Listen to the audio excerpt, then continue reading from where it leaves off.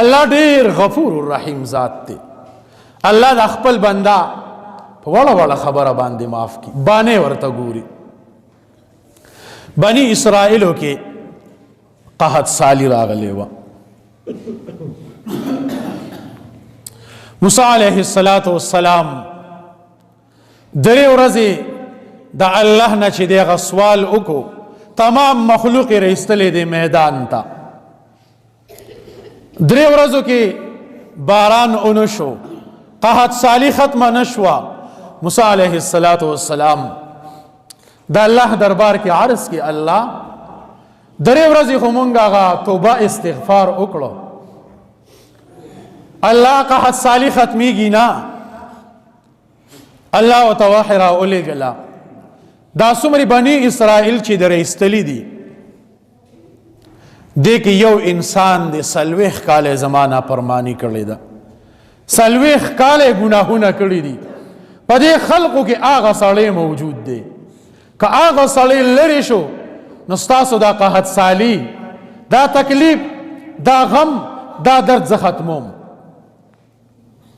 موسی علیه السلام اعلان وکړو، پس طریقه باندې تمام میدان ته، تمام غنی مخلوق ته دا आवाज ورساو چې داسې یو کس دی هغه د دې مخلوق نه لري شي الله قحط سالی ختمي. هغه سړی چې پته ولګېده چې دا خو زیمه د الله دربار کې سوال کی، الله 40 کاله دې را باندې پردا چولې ده، الله اوس کو زه وزم د ټولو خلقو نظر به په ما باندې چې هغه ګناهګار دا دی چې د ده د وجې نه مونږ کړېږو، د ده د وجې نه مونږ ته دا تکلیف مصیبت دی. زمانه به پرده لري شي، د خلقو په نظر کې به زه سپک شم.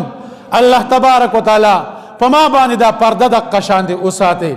الله زه درته توبه وباسمه.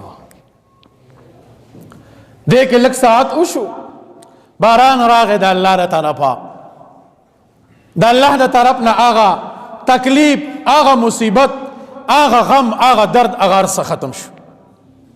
موسی علیه السلام حیران دی چې د محفل نه د ګڼې نه خو څوک نه دي چې داسې چلو شو. بیا د الله خدمت کې عرض کی، الله سو شو، څوک خو نه دي د محفل نه، باران دی را باندې را ووړو. الله تبارک وتعالی ته فرمایي زماغه بندا ما ته داسې وخت وکړه، ما ته داسې فریاد وکړو چې داغه د وجې نه مې دا باران بند کړی، داغه د وجې نه مې د باندې وس را ووړو. موسی علیه السلام بیا عرض کی، الله تا خو ډېر ښه بنده دی، الله ماته وښیه.